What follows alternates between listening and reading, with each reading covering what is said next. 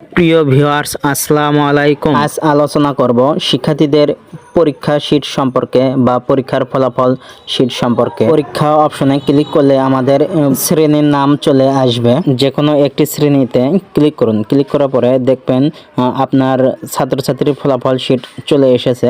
এক্ষেত্রে অবশ্যই আপনাকে প্রথমে পরীক্ষার ফলাফলগুলো আপনার এন্ট্রি করে নিতে হবে। তারপর এই ফলাফল শীটটি চলে আসবে। ফলাফল শীটের কয়েকটি বিষয় আমার কাছে খুব ভালো লেগেছে। এখানে ছাত্রছাত্রীদের নাম্বার যোগ করার পরে শিক্ষার্থীর মেধাস্থান অটো জেনারেট হয়েছে। এই বিষয়টি আমার কাছে ব্যক্তিগতভাবে খুব ভালো লাগছে। এরপর শিক্ষার্থীদের প্রাপ্ত নাম্বার অনুযায়ী লেটার গ্রেড বা এই পাশে পয়েন্ট বের হয়েছে। এই বিষয়টি আসলে খুব চমৎকার, যা আমাদের সময় সাশ্রয় ও পরিশ্রম সাশ্রয় হয়েছে। শেষে সর্বমোট নাম্বারটি আমাদের অটোমেটিক্যালি জেনারেট হয়েছে। এই বিষয়গুলো খুব ভালো লাগছে।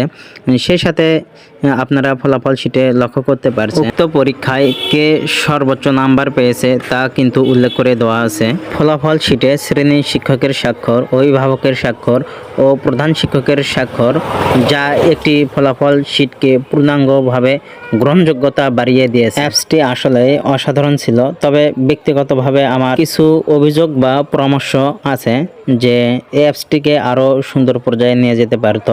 এখানে দেখা যাচ্ছে আমাদের সব কিছু স্ক্রল করে সাইডে বা পাশে টেনে দেখতে হচ্ছে। এটা যদি এখানে জুম ইন বা জুম আউট অপশন থাকতো তাহলে এই বিষয়টা অ্যাপসটাকে আরও সুন্দর করে তুলতো। মার্কশিট এন্ট্রি বা মার্কশিটের পাশে 3 ডট আইকনে ট্যাপ করলে দেখতে পাচ্ছেন এখানে দেখুন লেখা আছে অ্যাডমিট কার্ড, সিট প্ল্যান, ফলাফল শিট, ট্যাবুলেশন শিট, সম্পাদন করুন, ডিলিট বা মুছে ফেলুন লেখা আছে।